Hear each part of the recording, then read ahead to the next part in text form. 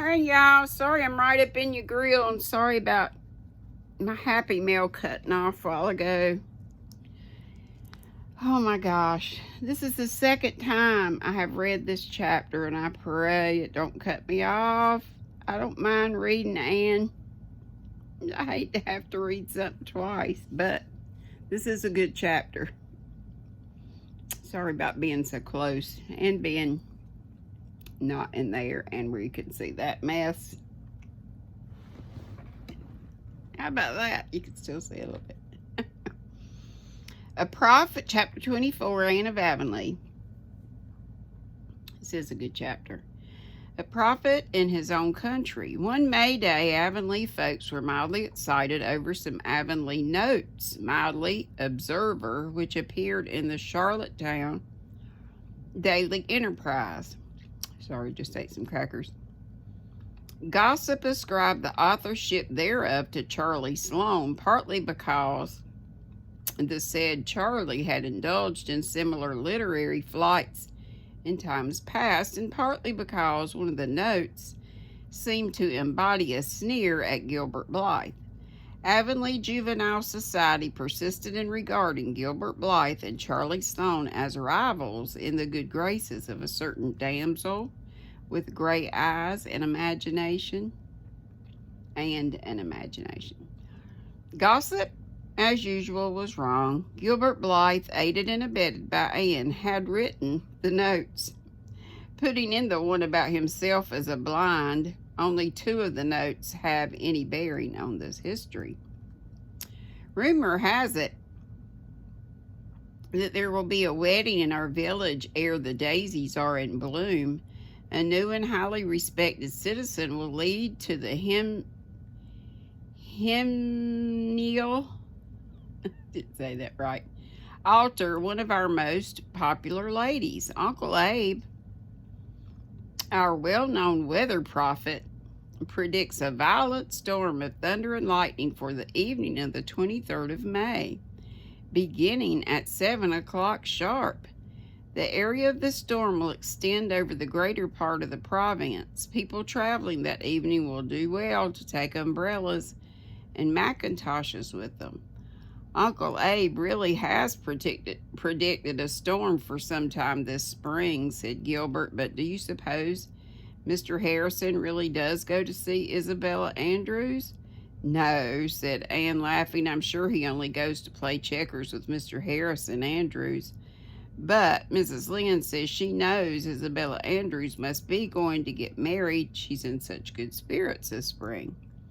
Poor old Uncle Abe felt rather indignant over the notes. He suspected that Observer, in quotations, was making fun of him. He angrily denied having assigned any particular date for the storm, but nobody believed him.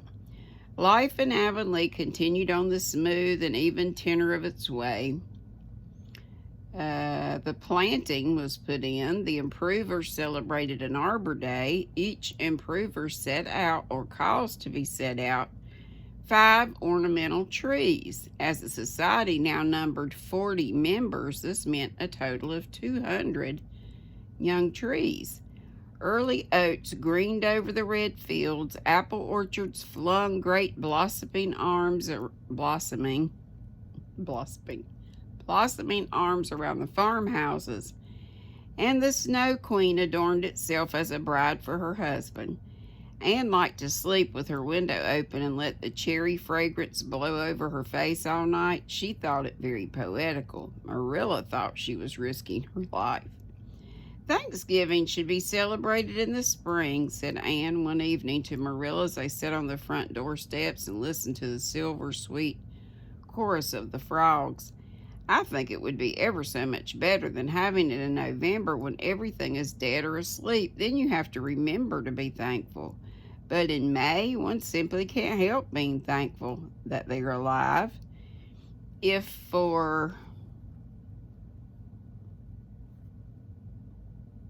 nothing else. I feel exactly as Eve must have felt in the Garden of Eden before the trouble began. Is that grass in the hollow green or golden? It seems to me, Marilla, that a pearl of a day like this, when the blossoms are out and the winds don't know where to blow from next for sheer crazy delight, must be pretty near as good as heaven. Marilla looked scandalized and glanced apprehensively around to make sure the twins were not within earshot. They came around the corner of the house just then. "Ain't it an awful smelling evening?" "Awful nice smelling," asked Davy, sniffing delightedly as he swung a hoe in his grimy hands. He'd been working in his garden. That spring, Marilla, by way of turning Davy's passion for reveling in mud and clay into useful channels, had given him and Dora a small plot of ground for garden. Both had eagerly gone to work in a characteristic fashion. Dora planted, weeded, and watered carefully, systematically, and dispassionately. As a result, her plot was already green with prim, orderly little rows of vegetables and annuals. Davy, however, worked with more zeal than discretion. He dug and hoed and raked and watered and transplanted so energetically that his seeds had no chance for their lives. "How's your garden coming on, Davy boy?" asked Anne. "Kind of slow," said Davy with a sigh. "I don't know why the things don't grow better. Milty Bolter says I must have planted them in the dark of the moon. And that's the whole trouble. He says you must never sow seeds, or kill pork, or cut your hair, or do any important thing in the wrong time of the moon. Is that true, Anne? I want to know." "Maybe if you didn't pull your plants up by the roots every other day to see how they're getting on at the other end, they'd do better," said Marilla sarcastically. "I only pulled 6 of them up," protested Davy. "I wanted to see if there were grubs at the roots. Milty Bolter said if it wasn't the moon's fault, it must be grubs. But I only found one grub. He was a great big, juicy, curly grub. I put him on a stone and got another stone and smashed him flat. He made a jolly squish. I tell you, I was sorry there wasn't more of them. Dora's garden was planted same time as mine. Her things are growing all right. It can't be the moon," Davy concluded in a reflective tone. "Marilla, look at that apple tree," said Anne. "Why, the thing is human. It's reaching out long arms to pick its own pink skirts daintily up and provoke us to admiration." "Those yellow Duchess trees always bear well," said Marilla complacently. "That tree'll be loaded this year. I'm real glad. They're great for pies." But neither Marilla nor Anne nor anybody else was fated to make pies out of yellow Duchess apples that year. The 23rd of May came, an unseasonably warm day, as none realized more keenly than Anne and her little beehive of pupils. Sweltering over fractions and syntax in the Avonlea schoolroom, a hot breeze blew all the forenoon, but afternoon hour it died away into a heavy stillness. At 3:30, Anne heard a low rumble of thunder. She promptly dismissed school at once so that the children might get home before the storm came. As they went out to the playground, Anne perceived a certain shadow and gloom over the world in spite of the fact that the sun was still shining brightly. Annetta Bell caught her hand nervously. "Oh, teacher, look at that awful cloud." Anne looked and gave an exclamation of dismay. In the northwest, a massive cloud such as she had never in all her life beheld before was rapidly rolling up. It was dead black, save where its curled and fringed edges showed a ghastly livid white. There was something about it indescribably menacing as it gloomed up. Doggone.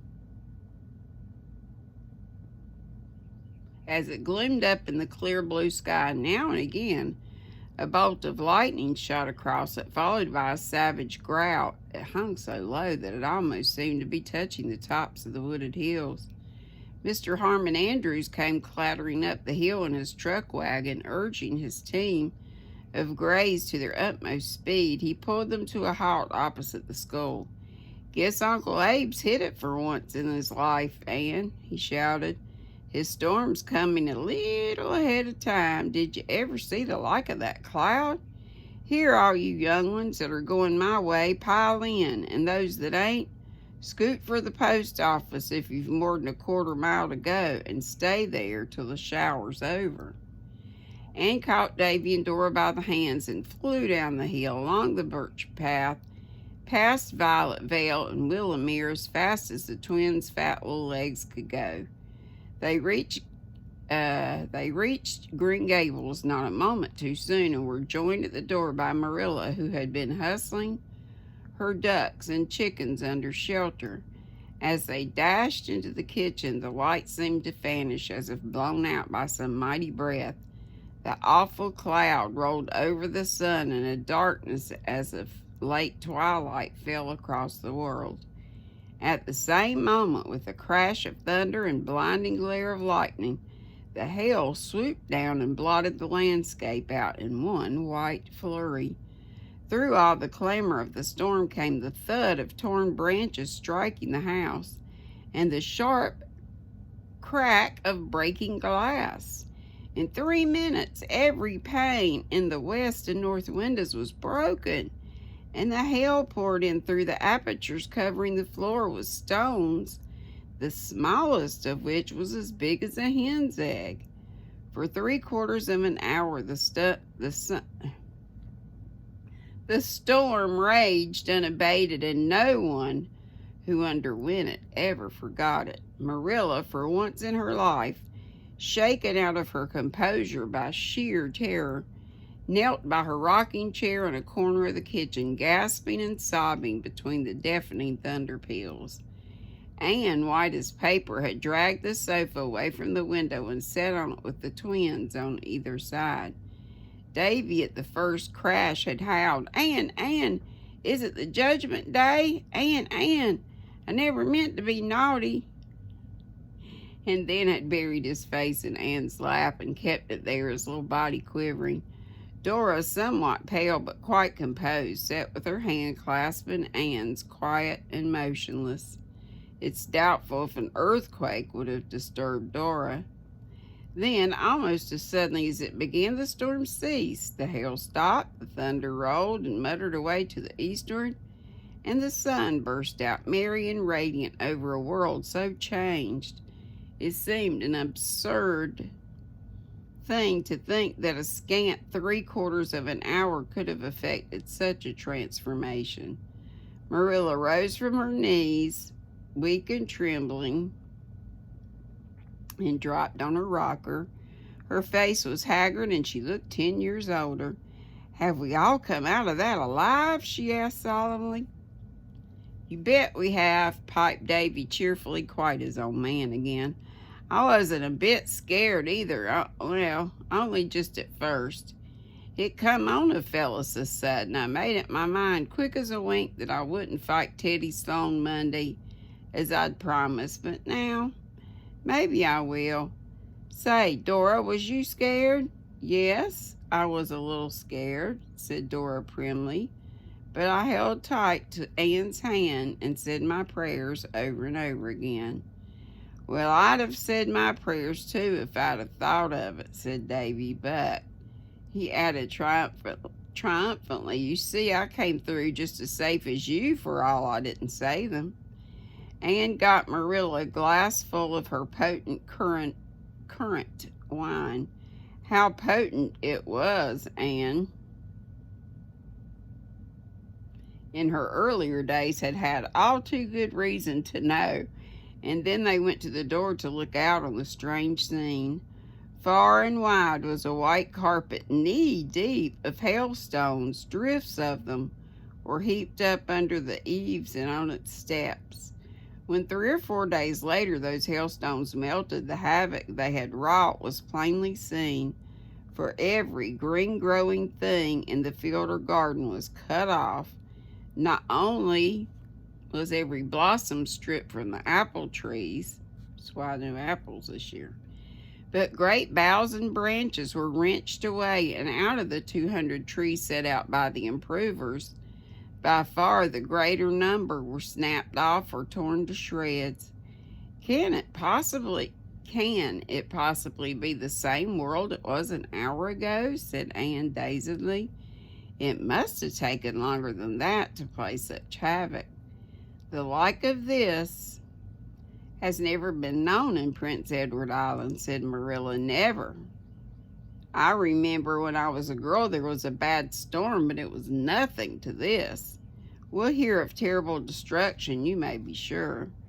I do hope none of the children were caught out in it, murmured Anne anxiously, as it was discovered later none of the children had been, since all those who had any distance to go had taken Mr. Andrews' excellent advice and sought refuge at the post office.